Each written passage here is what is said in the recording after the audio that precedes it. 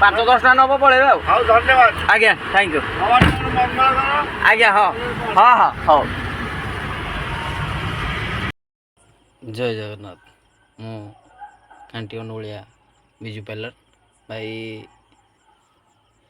ଜୀବନରେ ସବୁକିଛି କିଣି ହେବ, କିନ୍ତୁ ଆଶୀର୍ବାଦ ଆଉ କାହାର ଖୁସି କେବେ କିଣି ହେବନି।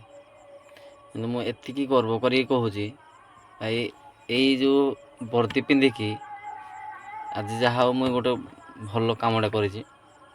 ଆଉ ଯିଏକି ବୁଢ଼ା ଭାଇ ଆମର ଯେତିକି ବି ମୋତେ ଆଶୀର୍ବାଦ ଦେଲେ, ମୋତେ ଲାଗିଲା ମୁଁ ବହୁତ କିଛି ପାଇଗଲି ଆଉ ବହୁତ ତୃପ୍ତି ବି ଲାଗିଲା। ମୋ ଅନ୍ତରାତ୍ମାକୁ ବହୁତ ତୃପ୍ତି ବି ଲାଗିଲା।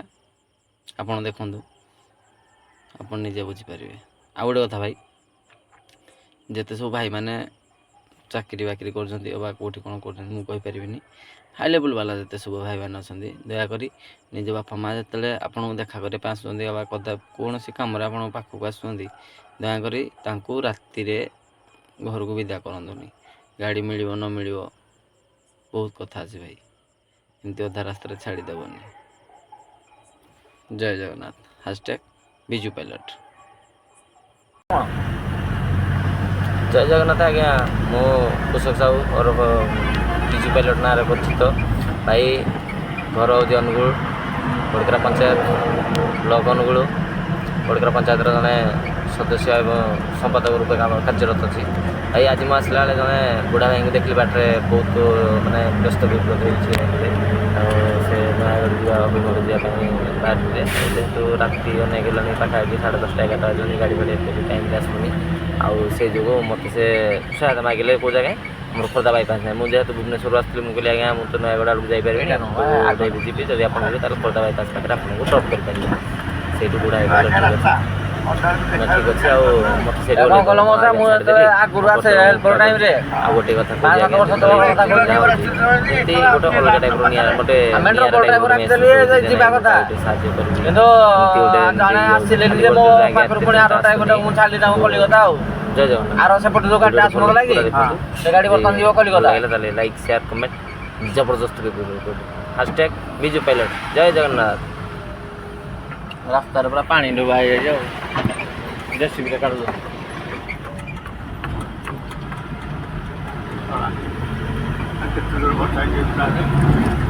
ବହୁତ ଜୋରରେ କଟକ ପୁରା ଭାସିଲା ଭଳିଆ। ଆଜ୍ଞା ଏଇ ଆଗରେ ଯେଉଁ ବଡ଼ ବଡ଼ଟା ନୁହଁ କି, ମୋରମ ସବୁ ହୋଇଯାଇଛି ବର୍ଷାରେ ଆଉ। ହଁ ବା।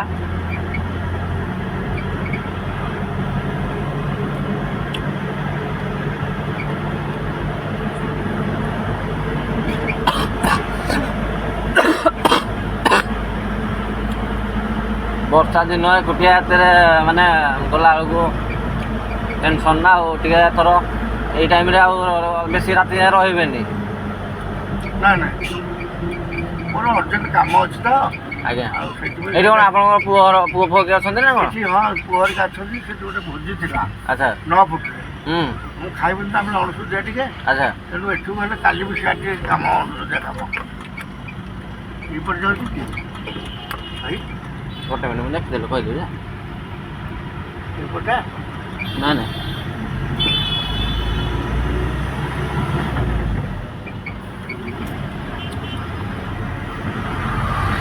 ଏଠି ଘର ଅଛି, ସବୁ ଅଛି, ଆପାର୍ଟମେଣ୍ଟ ଅଛି ଆମର। ହଁ ହଁ କୃଷ୍ଣ ଆପାର୍ଟମେଣ୍ଟ ସାଇଡ଼। ଆଉ ଏଠି ତମ ପିଲାମାନେ ଏଠି ଅଛନ୍ତି। ମୁଁ ବାହାରେ ହେଇଛି, ବାହାରେ ଦେଖା ଦେଖି କରିଦେବି, ସବୁ ବୁଲାବୁଲି କରିକି ସେ ଯାଇକି ହଁ ଆସିଥିଲେ ରହିଯାଇଥାନ୍ତା ନା ଆଉ। ନାଇଁ ନାଇଁ, 2 ଘଣ୍ଟା ଲାଗିବ ରହିକି ବସ୍ ଅଛି। ଏଇ ପ୍ଲାଣ୍ଟକୁ ବାହାରିପାରିବ ଏଇ ଗୋଟା ହଁ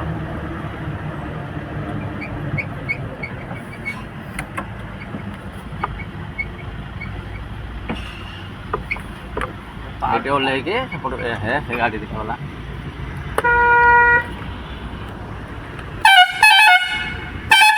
ଏଇଟା ତ ହଁ ହଁ ହଁ ହଁ।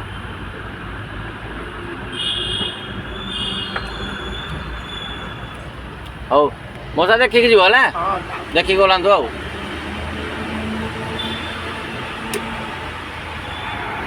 ଠିକ୍ ଜାଗା ତ? ଆଜ୍ଞା ହଁ।